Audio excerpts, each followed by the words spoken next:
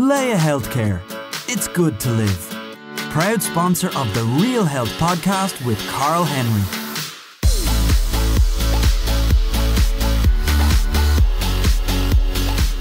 Folks, welcome to the Real Health Podcast in association with Leia Healthcare with me, Carl Henry. Some of our most popular episodes have been ones focused on running and running tips. And with the hugely popular, the biggest ever Dublin City Marathon in just over 1 week's time, what better time to get some last minute tips on your training and preparation for the race, as well as really good tips for those who aren't doing the marathon, for beginners and those who are just regular runners as well. We're delighted to be joined in studio by former Olympian, European cross-country champion, World Cross Country silver medalist, as well as winner of multiple marathons, including Berlin, London and Amsterdam, where I'm off to myself very soon, and is the national marathon record holder, who's now teaching a new generation of runners as a fitness trainer and an expert on safe, injury-free running. Catherina McKiernan, that is some introduction. Welcome to the Real Health Podcast. How's it going? Very good, Carl. Thanks. I'm delighted to be here and share my tips and whatever information that I can give to other people. So let's start with the boom in marathon running and the popularity in marathon running over the course of the last couple of years. The biggest ever Dublin City Marathon. What's driving that? Well, I suppose it's the 40th anniversary of the Dublin City Marathon, and it's like a snowball effect. You know, you run it and then your friend wants to run it and then their friend wants to run it, and there's just... as you said, a big boom in running at the moment, and there's so many different events, different races out there for people as well. And, you know, it's just, I suppose it's the trend, and people experience that feeling of well-being that running gives them and how good they feel in themselves. And it's good to see. And was the marathon distance always your preferred distance as a runner? I wouldn't say so. I suppose I built it up gradually. I started competing when I was 18, and it was all cross country that I did, and that was very natural because growing up on the farm in Cavan, I just used to run around the fields at home, and you know, when I ran cross country races, it all felt very, very natural and very easy for me.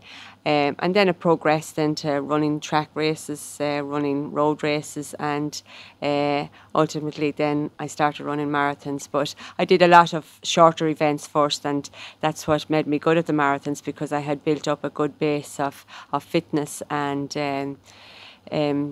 you know, I just enjoyed running regardless of what distance it was. And was there a time in your earlier career where you realised just how good you were as a runner? Was there one race where, you know, I suppose you see movies and sports movies, and there's always a one moment where someone excels at something or has that moment of almost an epiphany of just how good they are. Was there one of those for you? Well, I suppose, to be honest, yes, and it was in the very early days. I just played a lot of camogie when I was in my teens, and I didn't run any races, or I just ran around the fields at home for the sheer joy and feeling of well-being that it gave me. And it wasn't until my last year at secondary school there was an athletics club set up, and I joined that, as I always say, to get out of school. And I went on and I won the All-Ireland Schools Cross Country Championships just from doing my own little bit of training. And it was then that I realised that I had a talent, and I got a coach a little while after that, and began to train properly and began to progress, and found myself being able to, you know, compete at senior level and then go abroad and be able to compete against the best in the world. So it was a gradual progression, but fairly rapid at the same time. And what's the hardest part of being a professional runner and competing against the best in the world? What's the toughest component of that? I suppose just the expectations. When you're good and you win some races, people expect you to win every race. But thankfully, we didn't have the social media back then, and I find that it's very difficult for athletes now, because they're out there and they're posting stuff up themselves, and that can be very pressurising. During my career, okay, we had the paper media, but it wasn't so bad, and I kept away from that. I was very good at keeping away from the publicity, actually. And so privacy was one of your ways of dealing with the pressure? Absolutely, yes, yeah. Not putting myself under any pressure by saying, oh, I'm in the best form of my life, I'm going to win this race, because, you know, a lot can happen. There's only it's such an individual sport. So yeah, keeping out of the public eye, keeping away from the media, not saying very much, letting my legs do the talking. Oh, good answer. I like it. And chat to me about your preparation for a big event, because we're tapping into anyone who's listening in who might be doing the marathon in around a week's time or so. How did you prepare for events? What was your routine like? Yeah, well, in the months leading up to it, I trained hard and allowed myself to recover from the hard training. And there's a balance with that, even with elite athletes or just people that's running the marathon now at the end of October. It's getting that balance right, whereby you don't overdo it. And there was times in my career where I overtrained, and some of the sessions whereby they were difficult and they were challenging, and I had to work hard. They felt right, but then there was other sessions that I did whereby I was making myself even more tired. So you have to kind of differentiate between the two, and just getting that balance right, whereby you can train at a good level, whereby you're getting progression, but at the same time not overdoing it, whereby you're emptying the tank as such. So, before races, in the lead up to it, in a couple of months, just training consistently, getting the balance right, and then getting, particularly in the last 2 weeks before a big event, getting enough rest, really pulling back on the training so that you allowed the body to recover, so that of course people might struggle with that, so the taper component to their training. Soon around now they've had a week of a taper, hopefully. So if it's your first marathon, the taper, very simple, as your training load begins to reduce. You've done all the hard work. This can often be the hardest part of marathon training for first-time marathoners, because they feel they should be out doing the biggest mileage, like literally last weekend, and in the lead up to the marathon this week, they still are eager to go out running and feel very nervy about the fact that they aren't running. But the taper is a crucial part of a successful event. Absolutely, and you're not going to gain anything by training hard in the lead up in the last week, 10 days before a marathon. The most important thing, keep tipping over, keep doing short little runs, keep just getting the body moving, more so for psychological advantages than anything else. But think of it like this: the more rest you can get, the fresher you're going to be to get to that start line, and the better you're going to feel in yourself. You don't want to be feeling drained and stale. You really want to be, jumping out of your skin. So Katrina, give us some really simple tips for the race day itself for people. What should they be keeping an eye on, and what can they do to improve their overall event? Yes, so just, it's important not to change anything, and get up early and have your breakfast, and your usual breakfast, what you're used to. And it's important to know what you're capable of doing. So there's great pacers in the Dublin Marathon, and stick behind them, and you're going to feel good in the first part of the race. That's natural, but and get carried away with the atmosphere. So it's important not to go off faster than you're capable of going off. And there is stages during the race whereby you're going to feel tired, and I suppose the mind is going to begin to play games on you. So it's important to have a strategy and have a plan in place whereby you don't let the mind overpower you and bring you down. So feed it positive thoughts all the time. And I think in the if you accept initially that, okay, at the start line or in the days leading up to the race, there's going to be parts of this whereby I'm going to feel tired, and accept that. And once you accept it, when it comes upon you in the race, then, that's half the battle.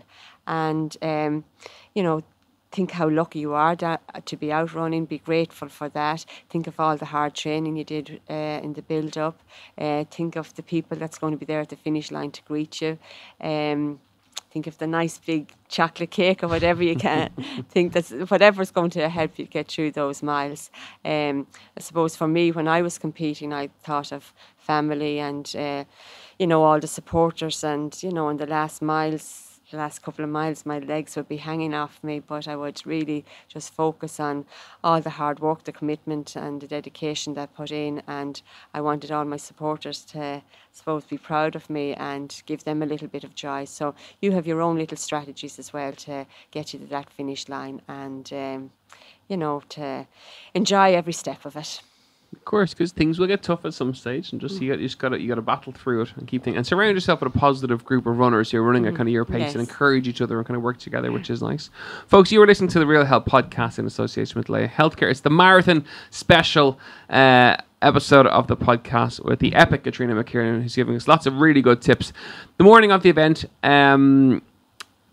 Nothing new, I think, is always a really good tip to give people, because I've done the Dublin Marathon 6 times, I think, now. And I think every single time I've rocked up and seen someone in a shiny new pair of trainers that they bought at the expo ready to run. Never a good idea on marathon day. No, so just be, that's the key point. Nothing new, just stick to the plan. As I say, if you're used to eating rubbish food, continue to eat it, because you don't want to change anything in the days leading up to it.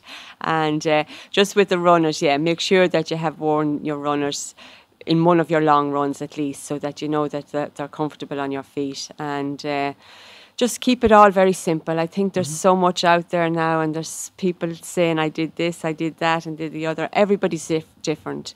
So, don't compare yourself to anybody else, and, have your plan. Stick with your plan. That's so important. Yeah, so go into the event with a time in mind, with a plan in mind, and stick to that plan all the way through. If you're looking for if there's pacers and pacing balloons, don't go in to one that's 30 minutes faster than what you have planned to run, because that's going to end in tears. It's the only way it's going to end. Unless you've done something epic in training that you weren't aware of. Yeah, and you should know from your training what you're capable of doing as well. So the paces are very good, and you are going to feel very good in the first part of the race, and that's and the atmosphere and all of that. And there is a tendency to go off too fast, but I always say the marathon begins at 20 miles, so take that into consideration, respect the distance, and it's better to feel good in the last 20 miles and be passing people out, because that's going to give you a psychological advantage. So it's important to really stick with your plan and not go off too fast, even though you're feeling good in yourself, because you could pay the consequences. You certainly stages. could. And for those of you who are running Dublin, I know that because I've learned the hard way, that in around that kind of 19-20 miles is just as you come up to UCD or RTE. It's around thereabouts. So keep that point in your head, hold it back, and then begin to kind of have plenty left in the tank for those last kind of 6 miles from there. It's downhill from RTE onto the Marion Road anyway, so that gives you a little bit of a head start, makes things slightly easier. What's your own marathon PB? Come on, make us all jealous. 2 hours and 22 minutes, yeah. That's a while ago now. In Amsterdam I did that. So and that's a record that's still held, isn't it? Yes, it's, for the moment anyway, yeah. It's 21 years I think now. Wow. It was a good day. I had prepared well for it, and I was young as well, so it made it a little bit easier too. I think I could have ran faster. I did have pacemakers on the day, but looking back, I just went with them and hoped that they were doing their job. But I was going for the world record actually, and I was 92 seconds outside the world record on the day. But I think, look, it doesn't matter now. It's still a good time, and. But I really respect people that do the marathon. It's 26 miles, 365 yards, isn't it? And it's a long way, regardless of what time you do it in. And it's a really great achievement when you cross that finish line, regardless of what time you do it. You can bask in the glory of your 2 hours 22. Don't you worry. You don't have to be shy about it. It's an epic 2:22. Good God, wowzers. Okay, talk to me about chi running. It's something that you've got involved with. I've been to one or two of your workshops before a long time ago. Tell us a little bit about it and why it is really good for people who run, not just marathons, but people who run generally. Yeah, I suppose, Carl, I ran, as I said, around the fields at home with no expectations whatsoever. You know the way sometimes sports people, after the win a big event, they say they had dreamt about it all their lives. But I ran around those fields just because it made me feel good, and I loved the feeling of the movement of running, and I never had any expectations or dreamed about running in big races or Olympic Games or World Championships or anything like that. And I suppose I've done the full circle now, and I'm just back just running just for that feeling that it gives me. I go out for little runs myself, but I also share that experience with other people, and running can be very settling for us. And I think you asked the question there at the start, why so many people are out running, and I think people realise that we live in a very busy world, a very pressurising world, and people find that running can calm their mind and make them feel good. And the running workshops and classes that I do are just with general people that want to get out and do whatever it be, whether it be 5K park run or the marathons, and help them with their technique to make running easier on themselves, so there's less impact on their body. And I really enjoy doing it. I meet great people, and it's always lovely to help people. And I get some very, very positive feedback from And are there any common mistakes that people make when they run?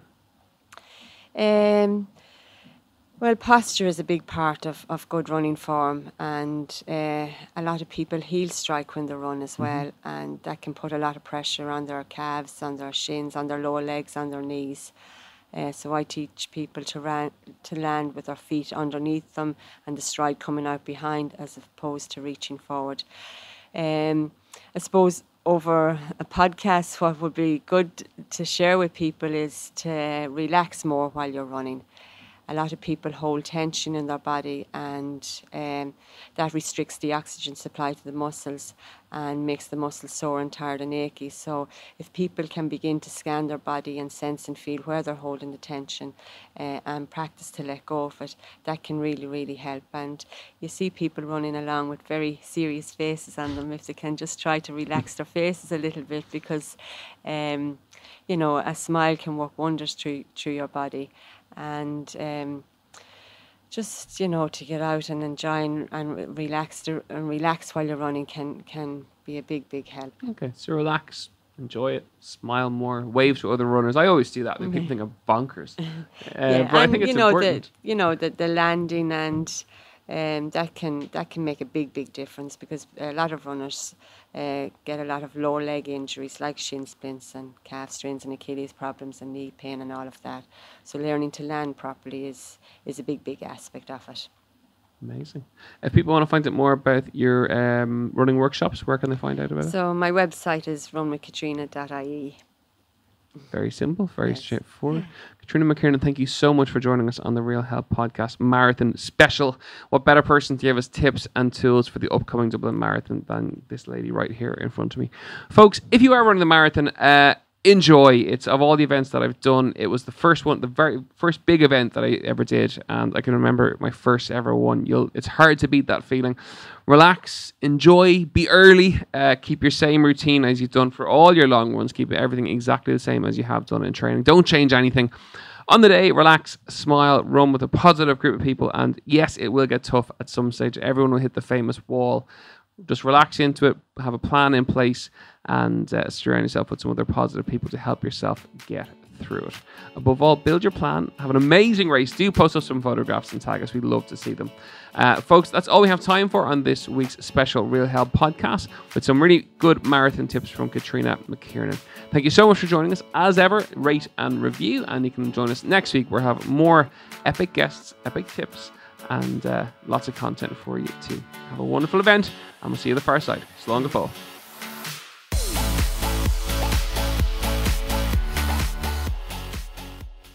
Leia Healthcare. It's good to live. Proud sponsor of the Real Health Podcast with Carl Henry.